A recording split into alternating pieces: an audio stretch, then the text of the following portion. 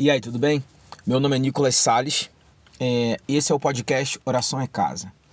Desde já quero te agradecer por estar ouvindo essa reflexão, esse podcast, e te agradecer por estar lendo o livro Oração é Casa, você que está lendo o livro.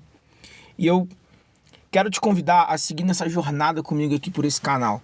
Eu vou trazer reflexões, pensamentos, e você vai participar comigo como?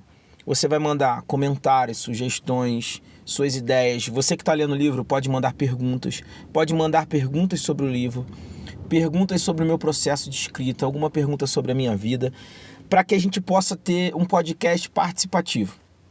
E aí, nos próximos episódios, eu vou lendo suas perguntas, lendo seus comentários, lendo suas sugestões e eu vou respondendo. E aí a ideia é essa, a ideia é que não seja só eu sozinho, mas que seja uma fala, uma reflexão a partir daquilo que vocês estão colocando com a leitura do livro. Então vamos participar, vamos ler o livro juntos, vamos pensar juntos? Oração é Casa. Eu vou postar o episódio no Spotify, você pode ouvir de graça, pode fechar o celular, pode baixar offline e ouvir. E aí lá no Spotify é legal porque você pode ouvir enquanto caminha, corre, lava a louça, faz qualquer outra coisa. Mas também você pode ouvir pelo YouTube, certo? Devocionais Oração é Casa e no Spotify Oração é Casa. Vamos comigo? Nesse primeiro episódio eu quero falar um pouquinho, brevemente, sobre a ideia do nome do livro. Por que Oração é Casa? Bom, eu ao longo dos anos aí, eu venho escrevendo textos e pensando sobre intimidade com Deus, oração, vida com Deus e a vida com Deus cotidiana.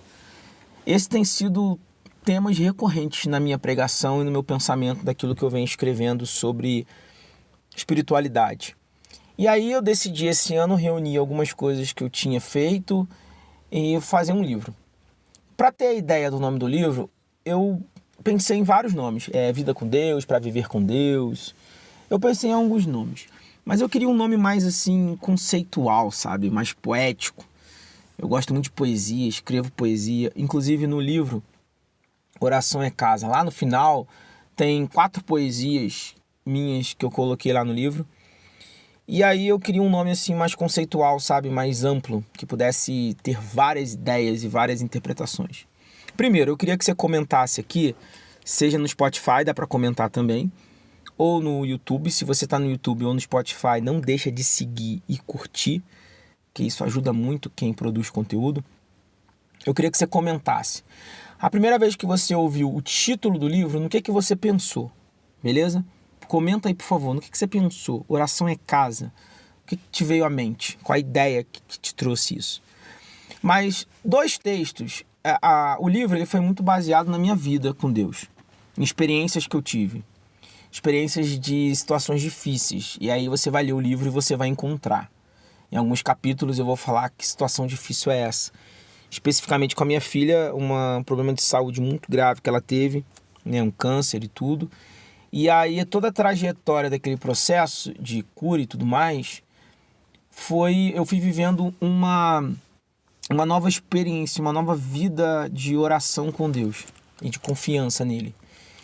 E aí o livro é baseado muito nessa mudança de chave da minha vida com Deus, a partir também de erros que eu tive e que eu fui tendo que refletir o seguinte: peraí, se eu vivo com Deus, se eu confio em Deus, se eu creio em Deus, Deus na minha vida tem que mudar o meu jeito de tratar as pessoas.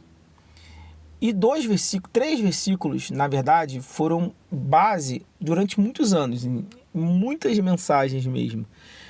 Na verdade 3 não, vou colocar mais 4 versículos. Que foi aquele que habita o esconderijo do Altíssimo, foi o Salmo Aquietai-vos e sabei que eu sou Deus, foi o texto que Jesus fala em Mateus 6 sobre a oração que Deus vê, entra no teu quarto, fica em secreto, e foi sobre Jesus no barco, quando ele acalma a tempestade. Em todos esses textos eu fui pensando o que eles tinham em comum. E o que eles têm em comum é a ideia de uma confiança e uma ideia de habitação. Ele dá uma ideia de lugar, né? Ele dá uma ideia de presença. Principalmente o Mateus 6,6 e o Salmo 91, aquele que habita. E o Mateus 6,6 entre no quarto. Sendo que muitas vezes a gente pensa em casa como o lugar ali, né? Os tijolos e tudo. Mas eu quis trazer essa dimensão para a oração. Na família, na casa, no nosso lar, é o lugar onde a gente não consegue fingir, entende? Onde a gente não consegue ser um ator. E aí Jesus fala que os hipócritas oravam, os fariseus eram hipócritas e oravam para ser vistos. Hipócrita significa ator. Então Jesus, ele não quer que a gente se relacione com Deus como atores. No palco, você consegue interpretar e as pessoas vão ter uma visão de você ali a partir daquilo que você apresenta como ator. Mas dentro de uma casa, de uma família, no convívio familiar, você pode até fingir por um tempo ali, mas depois as pessoas, seus filhos, cônjuge, né? Esposa, esposo, quem mora com você, seu avô, sua avó, sua tia, quem mora na sua casa, vai descobrir o verdadeiro eu. E essa ideia que eu tenho da oração. Além disso, casa deve ser, infelizmente, em muitas casas não é assim. Tem muita casa que vive desestruturada, uma casa muitas vezes com pessoas que não se relacionam de verdade, mas a casa, ela é para ser um lugar de proteção, de acolhimento, de abrigo, onde você está cansado, aflito e você quer ir para casa tomar um banho quente, tomar um café, ter alguém para conversar, um alimento quentinho, sabe? Que alguém fez pensando em você. Então casa é um lugar de cuidado e de acolhimento. A mesma coisa que eu entendo que a presença de Deus faz com a gente.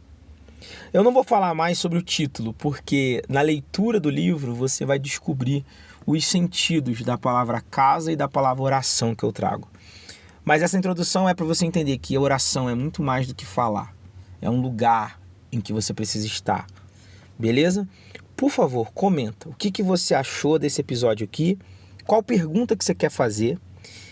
Qual comentário? Se você está lendo, o que você não entendeu? Por favor, não deixe de comentar, porque o seu comentário vai ser o tema dos próximos episódios, entendeu? A ideia é essa, eu quero fazer um podcast participativo, onde você comenta e eu vou respondendo as suas perguntas, dúvidas e sugestões.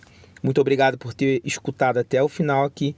Fica na paz e vamos orar, vamos viver com Deus. Deus abençoe você.